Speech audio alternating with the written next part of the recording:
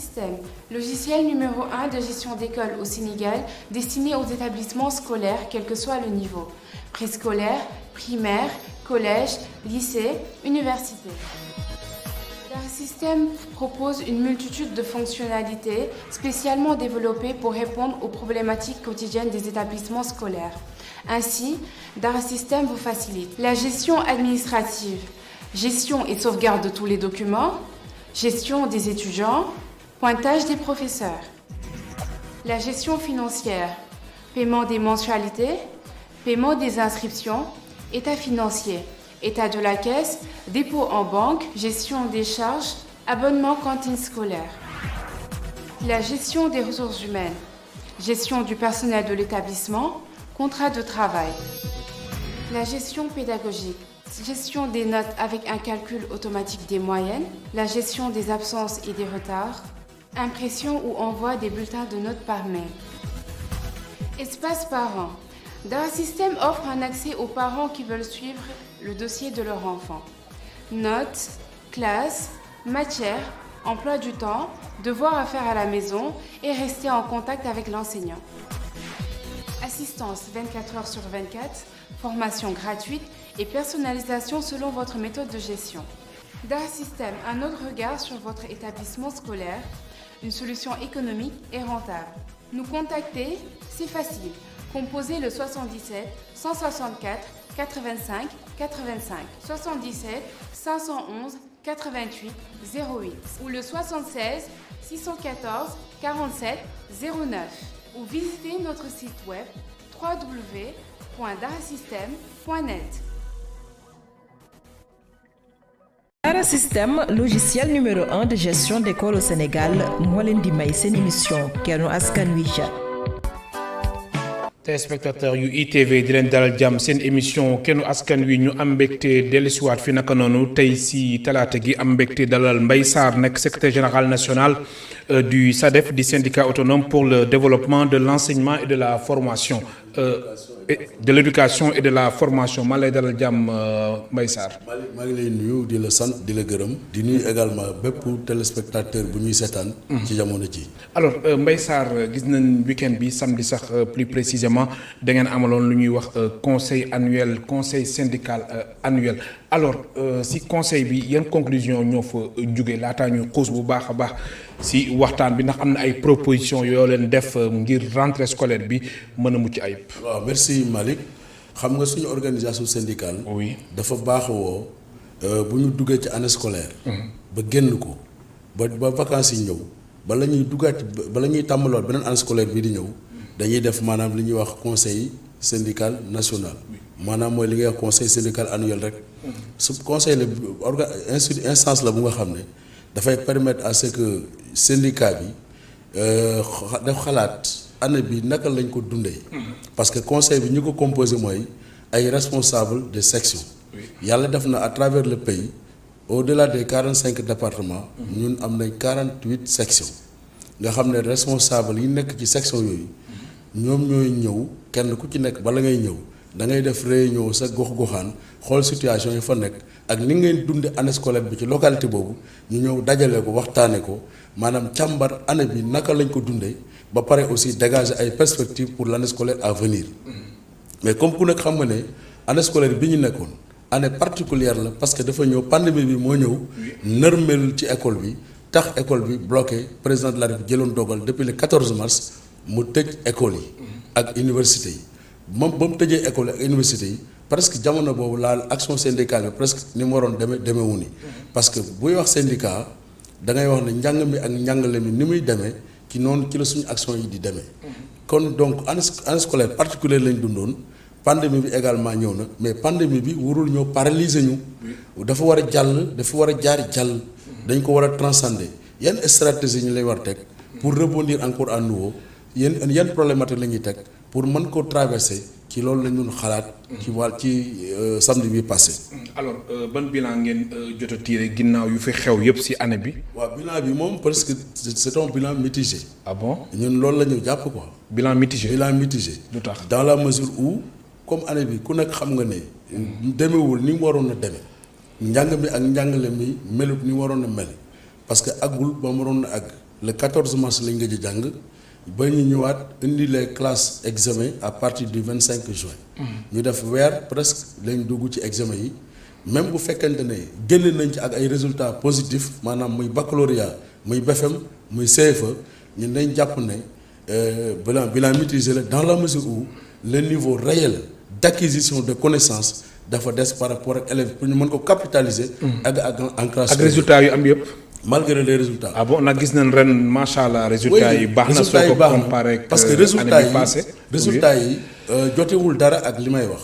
parce que comme élèves yi dañoo ñëw ñu leen di natt. oui te bu ñu leen di natt.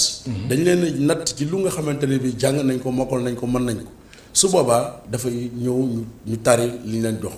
loolu moo waral résultats yi ñëw jekk mel nii. donc loolu dafay indi la problématique de l'évaluation parce que ci suñu conseil bi sax abordé nañ sujet boobu noonu. la problématique de l'évaluation def ci benn analyse. pour xool ba xam la qualité des résultats également naka la mën a méngoo ak loolu.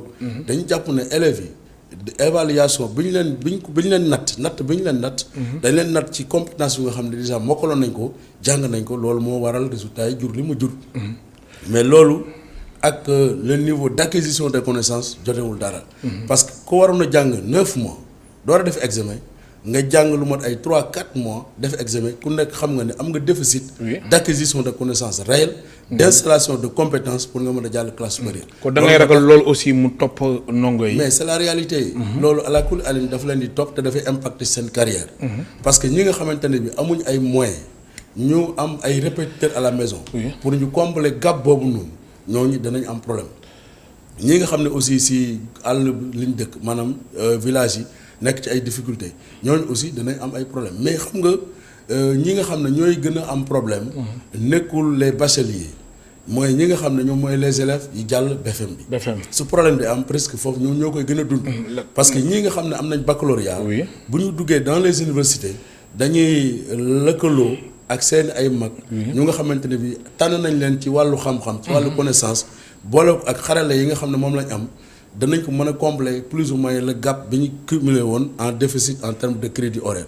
loolu pour ñoom du war a am problème. mais ñi nga xam ne troisième lañ def war a dem seconde. ñooñu à la kulli aline danañ am un déficit réel par rapport ak seen niveau bi waroon dem par rapport ak ni ñu war a jàng en classe de seconde. alors loolu moo tax ñu ne c'est un bilan mitigé malgré les résultats que nous avons obtenus. alors su weesoo ñi nga xamante ni dañ doon def examen muy entrée en sixième naka noonu BFEM ak baccalauréat am na ñuy wax classe intermédiaire. ñoom tamit da nga jàpp ni mbir mi tamit daf leen topp. mais ñooñu ñoo gën a am impact bu négatif ci mbir mi.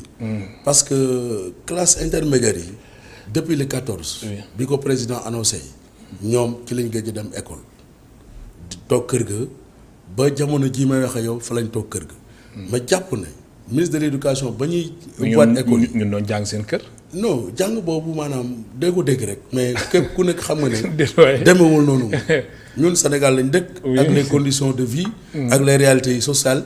ku nekk xam nga ne jàng moomu moom dañ koy wax nii rek mais demewul ni war a demee. ba président di ubbiwaat école yi ba ministre di war a ubbiwaat école yi. le 25 juin ministre de l'éducation daf ne woon. bu ñu àggee au mois de novembre dañuy def des cours de renforcement mais ma jàpp ne ministre bi dafa juum te ministre aussi mën naa ne sax il a même manqué de courage. parce que li mu waroon wax jamono boobu. kenn ku nekk xam nga ne yow renforcement mooy loo xam ne installé nañ ko ba pare nga ñëw di ko dooleel. pour mu gën a dëgër. mais loolu jotul am mais loo xam ne installé woo dara ku installé wul dara mënul renforcer. li tax ma ne il a manqué de courage. mooy dafa waroon def face aux Sénégalais pour wax ne au mois de novembre bu ñu ubbee école yi dañuy organiser des cours de rattrapage pour que le déficit en termes de programme en termes de crédit horaire yi élèves yi waroon na jàng te jànguñu ko woon ñu dabaatal ko ci mois de novembre ak mois de décembre. bala ñuy entamer la nouvelle année scolaire. te année scolaire boobu mënuñu ko entamer mukk te mois de janvier jotul. alors moo tax yéen loolu la waroon a wax. moo tax yéen waa SADEF ngeen proposer ñaari weer. yi nga xamante ni noonu lay demee. mais c'est ça. xam nga loolu sax c'est pas une question de technicien. c'est pas une question de pédagogue mais c'est une question qui relève du bon sens. kenn ku nekk dëkk Sénégal xam nga ne élèves yu toog depuis le 14 mars jànguñu. nga ñëw ubbi école mënoo démarrer programme année suivante parce que élèves yëpp lañ jël presque jàllale leen en classe supérieure jàllal na leen en classe supérieure te amuñu niveau de compétence bi war pour jàll en classe supérieure parce que li ñu waroon a jàng jànguñu ko la ñu waroon a xam xamuñu ko. kon ñooñu da ngaa war au moins organiser waat ay session de rattrapage ci ñaari weer yi école di ubbi maanaam mois de novembre ak mois de décembre ñu organiser ci école yëpp à tous les niveaux CI ba terminal ay session de rattrapage. ci yenn discipline yi ak yenn matières yi pour ñu mën ko installer. pour que élève bi bu jàllee en classe supérieure à partir de mois de janvier ñu xam ne que kii am na niveau bu xaw a taxaw nga xam ne dana mën a attan liñ ko war a yan ci année scolaire bii. waaye defuloo ko nga naan da ngay taf yëngal loolu yaakaar naa ne dañuy caaxaane système bi te loolu jëkkut rafetut te ñun suñu organisation syndicale. d'accordul ci loolu parce que ñun suñu organisation dañ ne syndicat autonome pour le développement de l'éducation et de la formation. donc loolu ñu nar a def àndul ak le développement de l'éducation et de la formation. moo tax ñun ñu ne dañuy organiser des sessions de rattrapage et non des sessions de renforcement. mais loolu da ngeen ko proposer wala da ngeen jàpp ni loolu dafa war a am. mais lu war a am la. te minute dama bëgg autorités yi am courage. jàkkaarloo ak sénégalais yi wax leen dëgg bi parce que parents d'élèves yi jaaxle nañ. parents d'élèves yi sonn nañ. ku sa doom toog kër depuis le 14 mars. jàngul école tijji au mois de novembre nga ne da ngay ko yóbbu classe supérieure tàmbali di ko jàngal classe boobu par exemple ku doon def CP. CP par exemple depuis 14 mars xale bi mu ngi à la maison nga ñëw indi ko au mois de novembre nga ne da nga koy jàngal programme C1. booy bi def xale bi dafa war a mën a lire correctement. dafa war a mën a produire ay textes parce que am na ay leçons yu war a jàng. mais élève bu nga xam ne association syllabique ba mu waroon a def. dajaleel lettres yi. pour mën a lire ay mots matalu ko woon bu baax kooku xam nga ne mënul bind mot waxantuma laa di lire texte wala di ko produire. kon xam nga déjà loolu. mais ñoom xam nga ñoom si lu ñu sukkandiku mooy apprendre à la maison ak tamit TNT bi chaîne bi nga xamante ni xale yi foofu nañ doon seetaane di mën a jàng. mais xam nga loolu programme yi nga xamante ni amoon na si yenn télévision. mais xam nga loolu ndaxay mbay la dañuy nax Sénégalais yi di nax askan bi. di leen foye parce que njàng ak njàngale moo yor am réew kenn waru ko caaxaan kenn waru ko foye. ministre de l'éducation nationale bu ñëwee ne dañuy jël programme TNT apprend à partir de la télévision day nax nit ñi xam ne loolu kenn mënu ci jàng les familles sénégalaises xam nañ ni constitué woo télévision bi benn lay doon ci kër gi waa kër gi yëpp a koy seetaan xale yi sax amuñu culture jàng ci télévision amuñu culture boobu ensuite du ñëpp ñoo am télévision am na ay dëkkaan yoo xam ne wala même dans Dakar gii am na ñoo xam amuñu ay télévision. loolu également c'est un problème te dañu ne le système doit être démocratique. l'école publique est démocratique et laïque ñëpp ñoo war a bokk yem la loi d'orientation li mu wax c'est très clair élèves yëpp da nga leen a war a yemale au même niveau pour ñu mën a compétir mais waruloo jël ñenn ñi nga xam ne seeni baay borom barke lañ. ak ya bëgg leen ñooñu mën nga ne lii nga leen di instauré ñi nga xamante ne amuñu doole amuñu barke amuñu dara. nga bàyyi leen ak eux-mêmes ba pare bëgg leen yamal loolu du dëgg du yoon. alors gis nañ tamit ren li bokk ci favoriser résultats yi ba xamante ni BFM bi 74,52% la bac bi 48,22% CFE di 72,04% soo ko comparé ak 2019 mu nekk jéego gu am solo bi nga xamante ni Sénégal gëj na ko am ndax même sax soo xoolee 5 dernières années yi résultats yu mel ni amuñu ko noonu la n'est-ce pas. alors bokk na si li ko favoriser mooy organisation gi jot a am ren classe yi nga xamante ni dañ doon feesuñu ay classe 20 personnes alors loolu est-ce que waruñu si tirer leçon ba année scolaire bi tamit ñu xool nan nañuy organiser wu ba ñi nga xamante ni dañuy def classe d'examen ñu mettre leen dans de bonnes conditions ba am ay résultats yu baax. mais loolu nga wax mooy l'idéal. parce que kenn ku nekk xam nga ne classe yii nekk au Sénégal. oui. de la classe de CI. jusqu'à la classe terminale. niveau bi élèves yi nekk ci biir nombre bi ñu fi nekkee yanuwul maanaam. amul benn classe 80. wala non 90 ay 90 ak. mais dans ces conditions. mënoo ci am performance. oui léegi nag bu ñu ñëwee ne élèves yi peut-être que réduire nañ nombre bi def ko ay classe de 20 élèves maître bi wala professeur bi dina mën a am temps surveiller lu mu néew. mais élève bu ci nekk sa compétence lan la.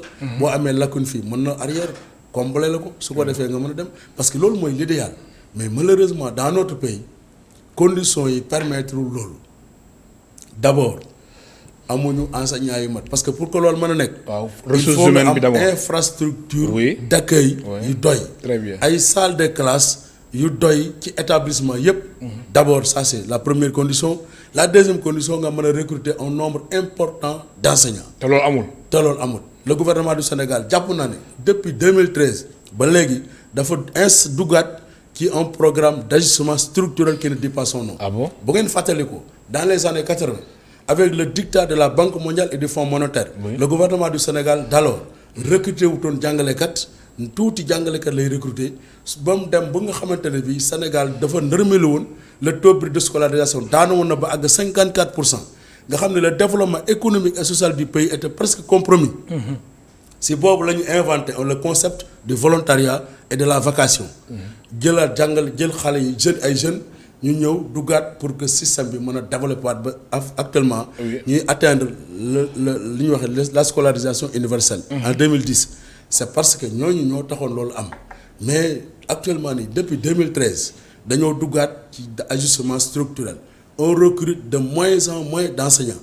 Les quotas qui étaient traditionnellement recrutés en termes d'enseignants élémentaires, en termes de professeurs pour le moyen et pour le secondaire, chaque année dañuy gis ne day wàññeeku. am na sax ay ñu nga xam ne formé nañ leen ba pare mu nekk un quota à l'école normale de professeurs valide apte am diplôme ba pare kenn recruté wu leen chaque jour ñu ngi def grève de la faim. loolu également du yoon donc ajustement structurel boobu. gouvernement bi daf ci duggaat ba moo tax ñun ñu ngi artu. parce que bëgg ñu ne il y a à apprendre à la maison. Oui. À travers le numérique que gouvernement bëgg fee prox ndollu ne soxlaatuma jàngalekat yu doy. parce que jërëjëf ñu voilà comme am nañ baccalauréat résultat yu dem nii am nañ BFEM résultat yu dem nii apprendre à la maison baax na nañ continuer TNT bi nañ continuer numérique bi ñun ànduñu ci tey ànduñu ci ëllëg buñ nax nit ñi parce que ressource numérique. ala kulli alin mënul remplacer jàngalekat. jàngalekat dafa am rôle bu muy def ci élève dafa am rôle bu muy def ci enseignant. mais quand même d'accord nga ni que ni numérique bi am na solo. mais c'est vrai am na solo. wax naa ko wax nañ ko ci suñu conseil bi. Oui. Le numérique aujourd'hui est devenu incontournable. Oui. kenn mënu koo ñàkk bañ a considérer.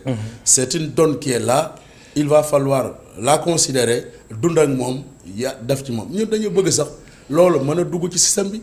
mais pour mu installer wu dafa am ay préalable il faut que établissement scolaire bu nekk Sénégal bu ne ñu doter la en électricité. ba pare indi fa une connexion bu normale.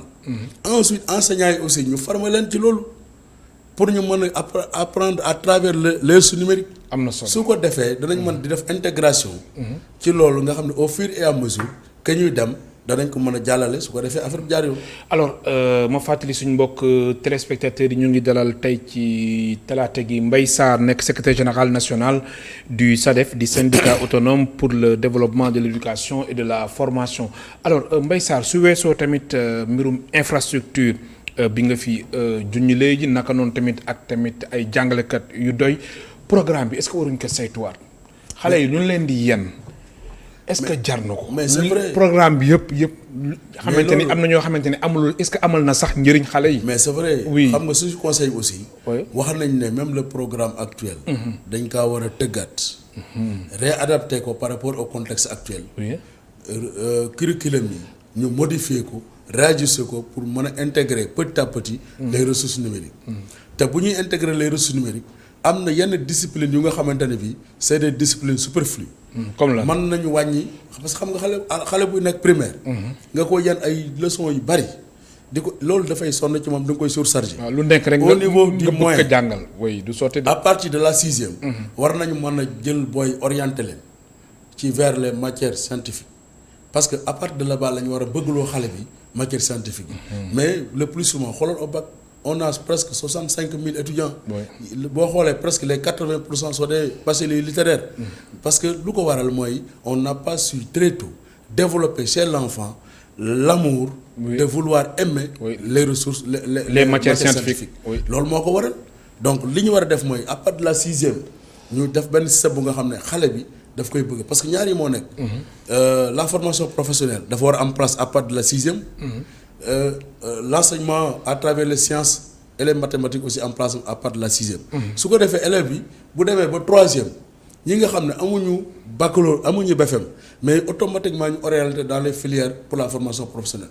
parce que njàng moom alakul alin nga tekki la noo mën a tekkee baax na l'essentiel na nga am métier mën a liggéey mën a suturlaw kon ñooñu ñu mën leen orienter vers les filières de la formation professionnelle ñoo mën a jëkkoon ne mën a évoluer ñii nga xam ne am nañu au niveau requis ñu mën leen a pousse ñu connaît dem vers les matières scientifiques su ko defee au moins Sénégal ëllëg a si biir moo xam ne am na ay ressources humaines de compétence mën a def loolu alors Mbaye Sarr yan matière nga jàpp ni vraiment jamono ji war nañ ko mën a génne ci programme xale yi boo xam nga bu ma waxee loolu nii en tant que responsable syndical dafay def toole ñu naan nangam ak nangam.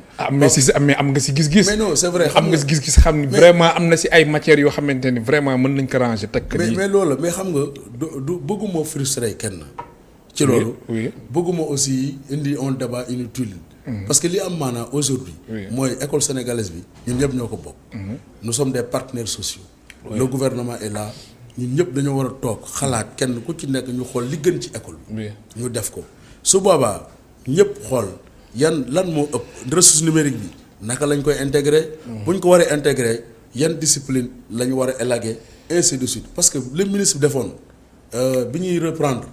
dafa jël dogal yenn matières yi mu ne nañ ko écarter. bu ñu ko jàngalee yenn boo ñëwee en philosophie am na yenn domaines yi. mu ne nañ ko élaguer. bu ñu ko jàngalee mais loolu parce que le temps ne le permettait pas. comme il y avait un problème de temps. ma loolu moo taxoon mu élagué ko de manière arbitraire. arbitraire la woon parce que tegu koon fenn. c'était pour gagner du temps moo taxoon mu def ko mais dama bëgg ñu toog ñun ñëpp. waxtaan si dans le domaine scientifique. dans le domaine pédagogique ñu waxtaan ci nga xam ne kenn ku ci nekk de proposition Mbaye Sarr rek mooy ñëw mais kenn ku nekk ci acteurs yi am nga ci wàll nga ñëw su boobaa kenn ku nekk booy ñëw nga indi wàll une réflexion. mu nekk une réflexion d'ensemble su boobaa ñu xam ne un consensus la ñuy bâtir.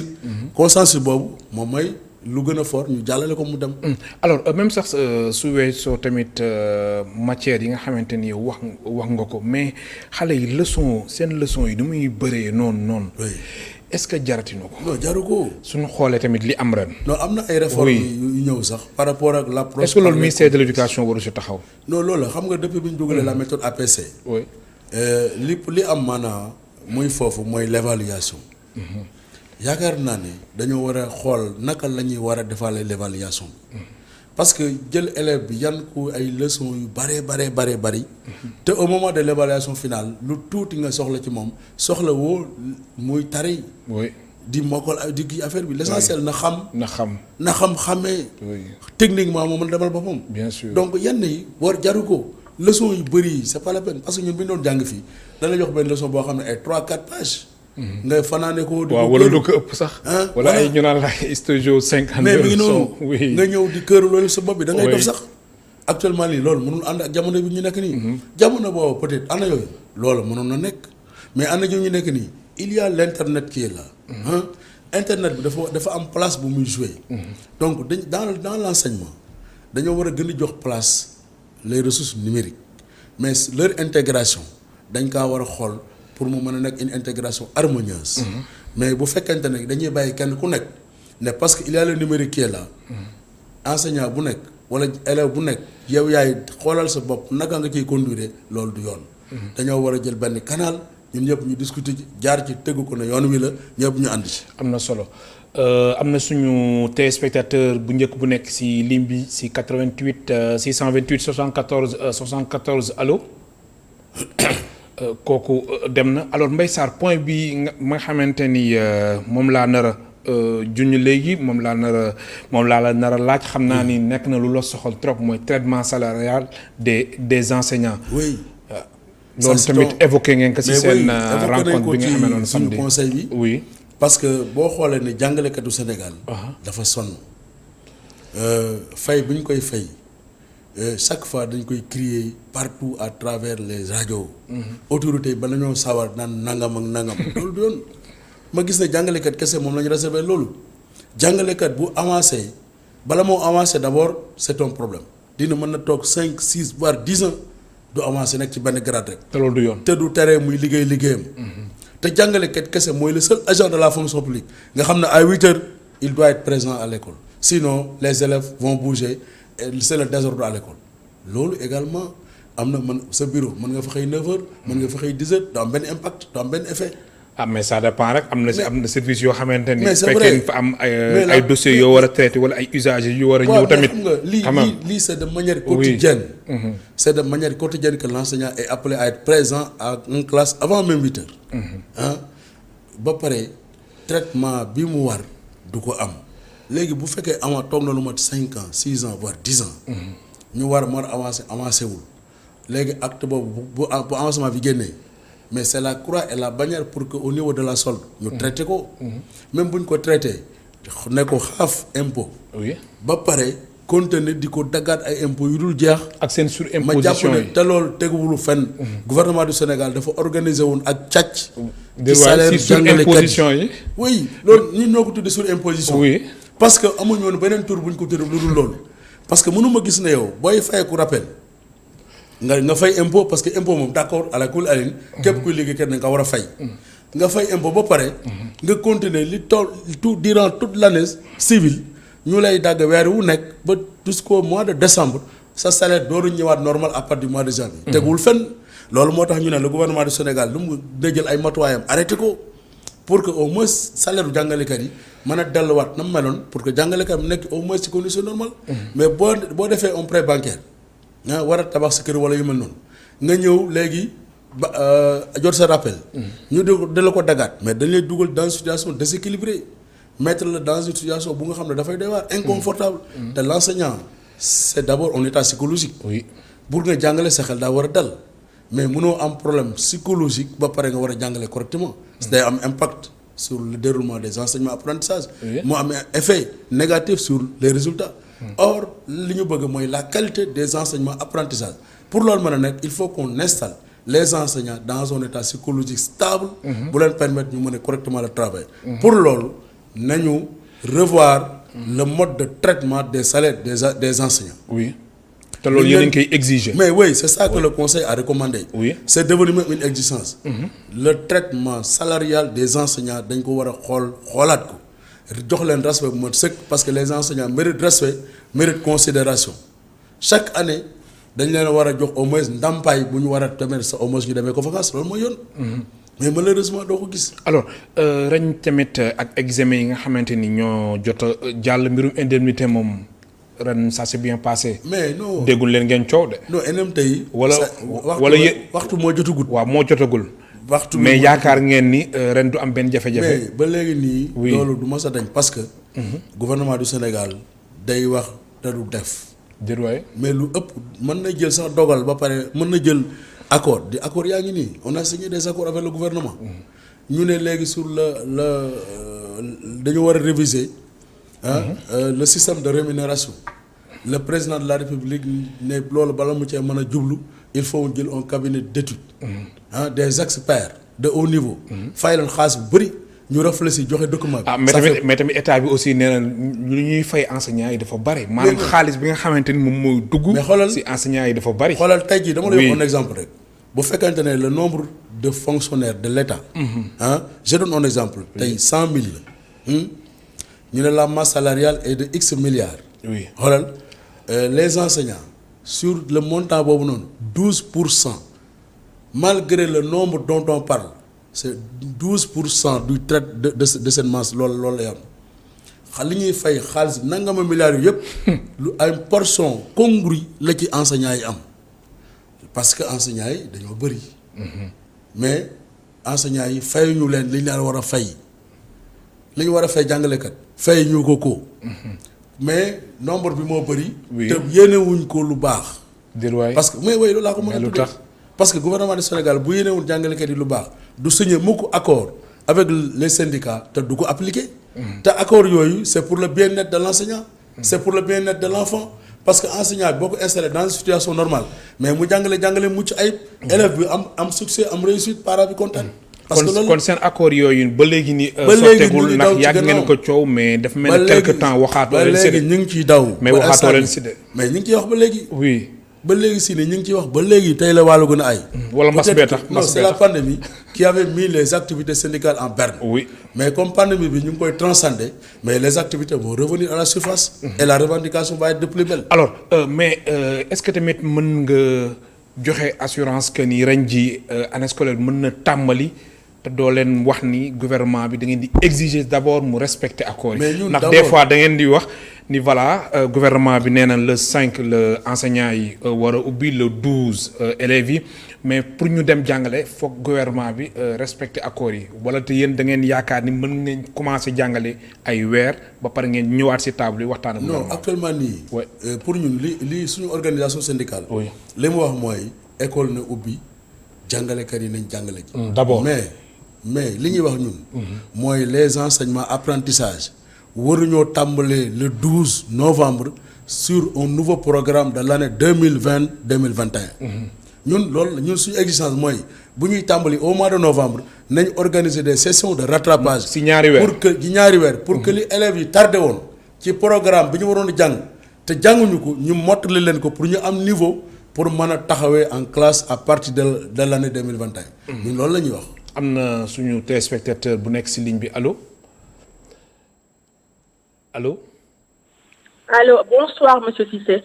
Bonsoir Madame Tall, bismillah. Ça va bien? Alhamdulillah. Man nag dama bëggoon intervenir tey spécialement pour wax syndicalistes yi waxtaan ak ñoom tuuti. Oui. xam nga école bi. ñun chaque année ñun dañ leen di dégg ba pare di leen supporter di leen encourager lépp lu ñuy xeex. ñëpp a ciy jàpp. parce que école moom li ñu naan enseignant dañ ko war a jël ko mettre ko dans de très bonnes conditions macha allah. Oui. pour que mu mën a réussir sa mission d'éducation d'éducateur. Oui. léegi nag ñun dañ leen demander tey ñun parents d'élèves bi solennellement année bii na doon seen xeex boo xamante ne bu ñu ko tàmbalee nañu defante ba nga xamante ne ci abri provisoire dootuñu ko dégg Sénégal ñoom tey jii loolu war a nekk seen premier combat. Sénégal wartuñu d'accord ñu war a toog ba heure bi ñu am plus de 6000 abris provisoires dans ce pays c'est pas normal. loolu dañ ko war a xeex mu nekk seen dañ leen ko ñaan mu nekk seen combat boo xamante ne mu nekk seen priorité. comme ñëpp dañuy d'accord ni que ñoom dañu am ay droits di ko xeex tout ça là ñu def 2021 mu ñu dem dans une lutte fii ak 2022 zéro abri provisoire au Sénégal. ba pare may interpeller le chef de l'État. Oui. xam naa ni service bi xëy na bu ñu leen dañ ci daan sa émission di ko di déglu ñu ma ni leen man de dama am benn proposition bu ndaw ba dama ni ko. Sénégal li mu am ci li nga xamante li ñu naan yenn postes yi de prestige yu ñu dox ay nit par exemple un directeur général ñu koy fay 10 millions ou 15 millions corrigez-moi si je me trompe dans un pays pauvre comme ça c'est pas normal. léegi dañ leen war a exiger ni leen bu ñu falatee directeur wala ministre wala benn responsable ci benn entité da nga war a di au moins école ba nga jógee ñu ne la da nga fa tabax ñetti salle de classe mu ne exigence bu ñu la war a jox. ñu ne tam yenn marché boo ko waree am Sénégal yenn marché à plus de 2 ou 3 milliards. na nga def réfectionner école mu nekk war a nekk ci cahier de charge yi dafa war am dañu war a commencer di savoir partager c'est pas normal yu jox la ay oto jox la ay kër jox la lépp nga encaissé yow école ba nga doon jàngee ba nga juddoo ba tey. mosoo fi dellu mosoo fi tabax mosoo fa def dara loolu c'est inadmissible gis nga nit yi ñoo war defar seen dëkk avant état bi di ko defar.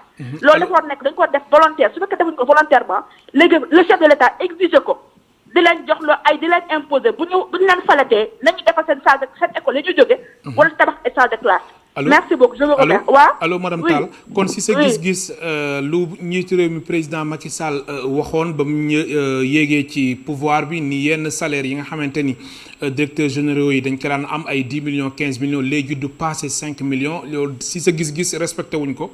respecté wuñ ko. non vous êtes journaliste yow xam nga ci dara. respecté wuñ ko. non respecté wuñ ko. te xam nga lan la dama ne. man je suis même pas contre xam nga ñu leen di wax. ñu sax ñu discuter salaire bi xam nga tax. bu ñu leen fayee 20 millions bu ñu ko liggéeyee jar na ko xam nga tax. li ma bëgg mooy kay président de la République dafa war a jël ay dispositions yu bees Sénégal dañu nekk un pays pauvre très endetté. léegi par exemple éducation nationale ñu jël ko bàyyee ko nag ñi nga xamante ne investissement yi nañu jox ñu am responsabilité ci dëkk bi ñu ciy investir looloo normal dans tous les pays du monde mécènes yi nekk mën naa koy comme mécène xam nga ñu war a investir di jël seen xaalis di ko def ci njàng bi éducation nga xamante ne mooy avenir u dëkk mooy li nga xamante ne mooy jëmmal réew kanam ñu former beneen élite est-ce que vous comprenez. li mais dafa sax ñaaw yow nga toog di fayee ko 10 millions 15 millions mosoo tabax salle de classe mosoo réfectionné classe xoolal dans les réseaux sociaux ay xale ay jeunes ñooy jël def ay initiative comme nit su boobu ñuy wax xale boobu. di jël di def ay réfectionné ay salle de classe vous vous rendez compte ay xale yu ndaw bu ñu demee di dajalaatu def ay ket pour dem di defar ay salle de classe mais période bi yow monsieur Cissé waroon nga fa def ay reportage parce que salle de classe yi condition xoolal salle de classe mais public école publique salle de classe condition yi ñu nekk ñoom tey jii loolu un syndicaliste yi loolu la ñu war a lijjanti ñu ne ñu tàmmal xale yi ñu nekk dans un environnement sain. merci beaucoup war nangu ay salle de classe ay 100 élèves di ci ne. merci ñu tabaxat ñuy defar réfectionner salle de classe yi ba mu baax avant la rentrée bu ñu bàcc ba ay 15 jours xam nga. ñu profité à la veille de la rentrée ku nekk di daw à gauche à droite. merci beaucoup madame Tall merci beaucoup madame Tall am na tamit keneen ku nekk si ligne bi ñu jël ko allo kooku dem na alors moom am na benn point bu nga xamante ni soxal na ko muy madame Tall abri provisoire. Je pense que il faut la remercier beaucoup. Parce que lii moo baax boo nekkee parent d'élève da ngay soucier wu sur le devenir de l'école et des élèves. bon li mu wax nii lu am maanaa la parce que abri provisoire jamono ji ñu nekk nii du yoon au Sénégal ñu koy am di ay abri provisoire. xam nga léegi yaa ngi doon xalaat ne boo sañoon. bu école tijjee comme def nañ classe bu nekk 20 élèves. oui ñu continuer ci logique boobu parce que c'est une logique de performance. su defee résultat yi tamit parce que amuñu classe yu doy. ensuite également classe yi nga xam ne nekkoon na. ay classe yi gattax la. donc c'est pas normal que ñu toll ci jamono ji au Sénégal au moment où on parle de développement au moment où on parle d'émergence. ñu am des simili-abris provisoires du yoon. du yoon am na keneen ku nekk si ligne bi allo. allo bonjour. bonjour waaw. bismillah man de dama bëggoon intervenir ci émission bi waaw. fan nga ñuy woowee. maa ngi leen di woowee. bismillah ñu lay déglu kilifa gi. waaw. man de combat boobu ñuy wax combat enseignant combat parent d'élève combat gouvernement. c'est defe naa foofu la erreur bi commencé ni ñu posé problème moom parce que combat bi combat wu Sénégal. combat wu askanu Sénégal. te enseignants yi li ñuy revendiquer ñoom la regarder. parents d'élèves yi li ñuy revendiquer ñoom ñoo ko xam. mais li ñu war a xool mooy suñu éducation bi fan lañ ko bëgg a yóbbu. ñu seet exigence ku ne corps bu ne. lan mooy seen dénominateur commun commun bi nag mooy. njàngale mi naka la ñuy def ba mu jëriñ akkat bi ëllëg mu jëriñ réew mi ëllëg. mais tronçonnement bi ñuy def noonu. enseignants yi fii di revendiquer fii parents d'élèves di revendiquer fële. li amul une vision globale toog ne fan lañu fixer benn objectif ni fii la ñu bëgg àgg mais pour bu ñu àgg fii naka la ñuy def. am na solo. waaw naka la ñuy def. merci beaucoup loolu mooy li ñu war a poser. mais enseignants yi dañuy fayeeku lii ñii dañuy fayeeku lee boo ci wax rek am na beneen argument bu ko mën a contrer te ce sera aussi valable. amul ci benn argument boo xam ne mën nañ ko tege enseignants li ñuy kaas dëgg la. merci beaucoup parents d'élèves yi li ñuy kaas dëgg la. ñeneen ñi tamit li ñuy kaas dëgg la employeurs yi sax nga xam ne mënuñoo am. ñoo xam ne ñu qualifié ñu génn ci éducation nationale ñu mën leen employer sax ñoom sax ils ont raison parce que ils n'en trouvent pas. jërëjëf merci beaucoup. kañ la ñuy toog rek teg débat bi. nañ ko war a tege te waxtaan ci noonu ci xel mu dal xam ñun ñëpp fa ñu jëm benn la. merci beaucoup am na suñu yeneen ñaari. waa jeexaluma waaye comme allo. jeexaluma waaye comme. allo oui. bonjour bonsoir ça va. waaw bismillah kilifa gi fa nga ñu woowee. maa ngi woowee depuis Italie quoi ça va. Italie bismillah ñu lay déglu. bon débat bi c'est intéressant quoi mais enseignants yi vraiment ñoom dañ leen war a remercier di leen jàppale parce que vraiment waru poser problème de salaire. parce que déjà man enseignants yi y a un problème quoi même sax leur cadre de vie bi ñuy travailler c'est un problème. mais xoolal léegi école désablement bu nekk école manque de toilette. yooyu yëpp gars yi dañ koy bàyyi malgré ça ñoom ñi ngi ñafe di dem mais état bi nag moo war a jouer le jeu mais enseignants yi moom kenn waru leen wax dara. dara kenn waru leen ko wax quoi parce que malgré ça ils font dañuy def ay sacrifices ñëpp xam nañ ko. ils font d'énormes sacrifices des abris provisoires accepté di fa jàngale si école yoo xam ne amul ay toilettes problème bi foofu lu féetewu on a 3 mois pour vacances pour defaraat école yi mais defaruñu si dara dañuy xaar mu des 2 semaines ñuy parax yi di dem mais tamit enseignants yi am na loo xam tamit responsabilité am na yenn responsabilité war nañu ko xool. parents d'élèves cotisation yi cotiser xaalis boobu directeur yi dañ koy xool lu ñu koy gérer loolu war naa mën a gérer réflexion école yi préparer yenn affaires yi mais soo demee mais ce sont les mêmes bancs ngay trouver depuis le temps de Macky Sall loolu c'est pas normal. à la suite ce sont les anciens élèves maintenant ñoom ñooy continuer di réfectionner école yi di ko defaraat mais où est l'État nañ leen waxante dëgg où est l'État.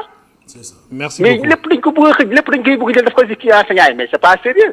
jërëjëf merci beaucoup nga nuyu waa Italie alors Mbaye Sarr. waaw di leen remercier rek parce que kooku je pense que li mu wax également lu yenn maanaa la. parce que bu ñu bëggoon Sénégal dem ci kanam. dañuy jël jàngalekat yi jox leen seen gëdd. teg leen ci condition yi leen war a teg. loolu mooy li gën. waaw parce que réew njàng ak njàngale moo ko yor. amul benn réew ci àddina bu développé sa njàng ak sa njàng yoru la. donc loolu moo tax dañoo war a jox gëdd jàngalekat yi. teg leen fi leen war a teg dans de bonnes conditions élèves yi mën a jàng ñu conditions yu mucc ayib mais suñ ko deful di na saxal jàngalekat di leen ñàkkal fayda mais njàng mi ak njàngale mi du dem te su demul Sénégal day gën a nërmel loolu affaire bi foofu c'est simple. ok am na keneen ku nekk si ligne bi ñu jël ko allo kooku dem na alors su weesoo yenn points yi nga xamante ni yéen soxal na leen jëm ci wàllum traitement salarial ak tamit. seen 2 mois yi nga xamante ni ndongo yi dañ ko war a nekk. dañ ko war a réviser mu nekk session de rattrapage. yeneen recommandation ngeen jot a def ci seen conseil bi. bon def nañ yeneen recommandation yu nga xam ne. oui. parce que aussi dans le cadre syndical. dañu jàpp ne action gouvernement bi dafa war a gën a jox gëdd syndicat yi. ba ci kaw loolu sax maa ngi wax également di attirer l'attention de l'opinion du président de la République sur le comportement du ministre Samba Sy. Ah bon mu nekk le ministre du travail. parce que ñun dañu bokk ci centrale bu ñuy wax centrale CNTS FC. mu nekk une centrale leader dirigée par un homme compétent muy Cheikh Diop. mais dañu gis ne Samba Sy ba mu ñëwee ba léegi à la tête de ce département là. dafay xeex la centrale la CNTS FC.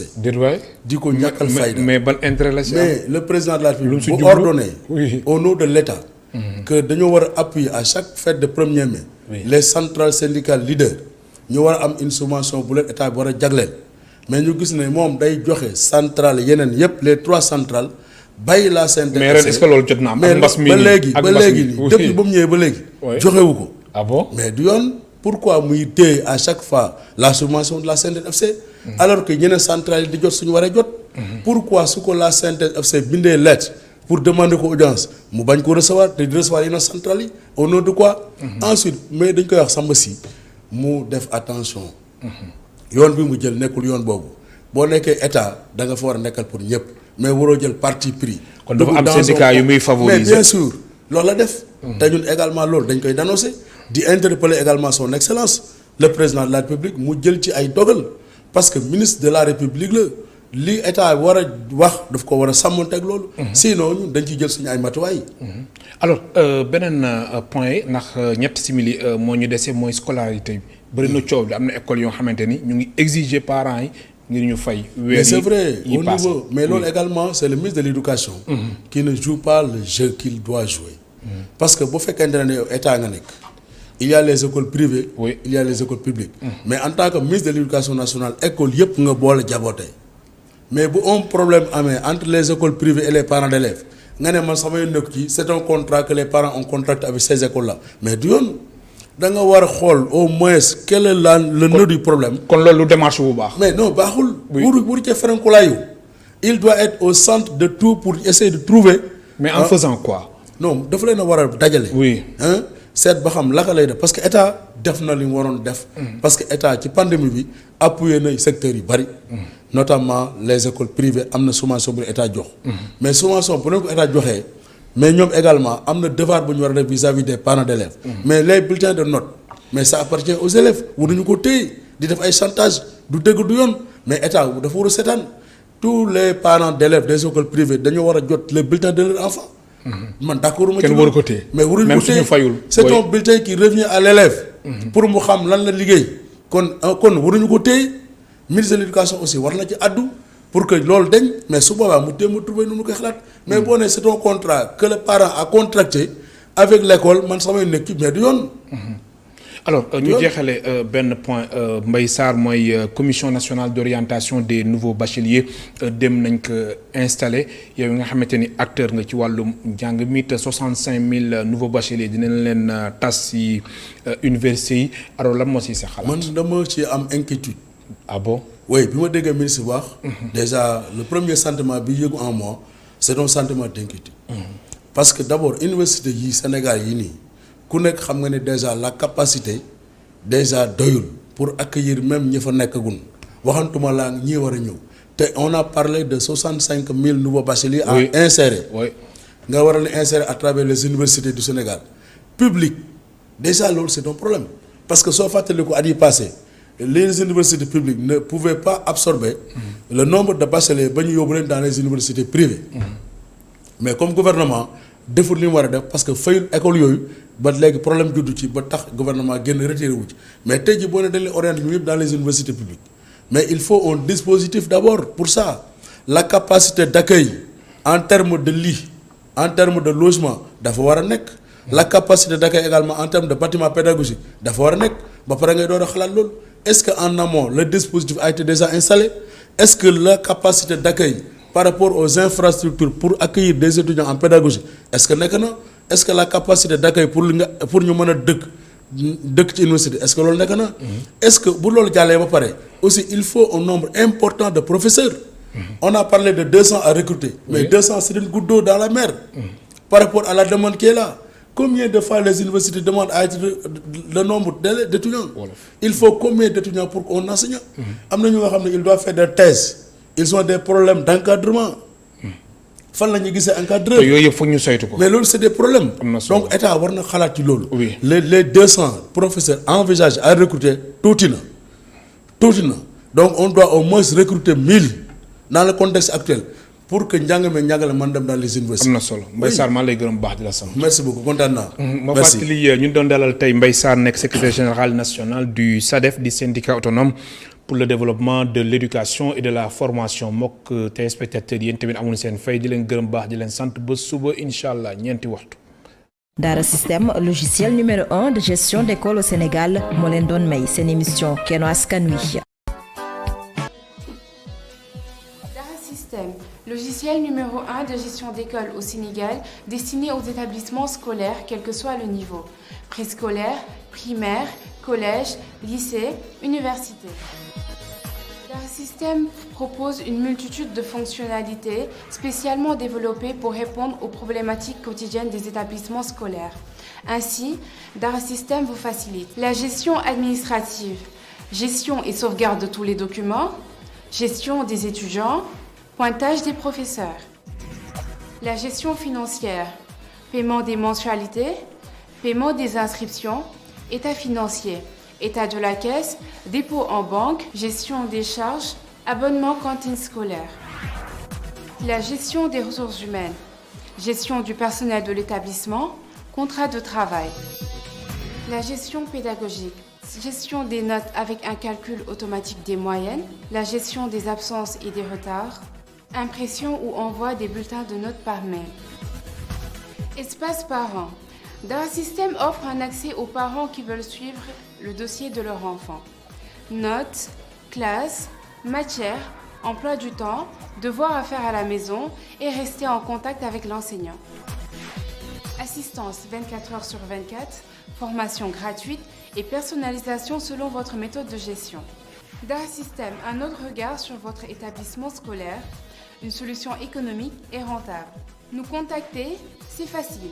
Composez le 77 164 85 85, 77 511 88 08 ou le 76 614 47 09 ou visitez notre site web www.darasystem.net.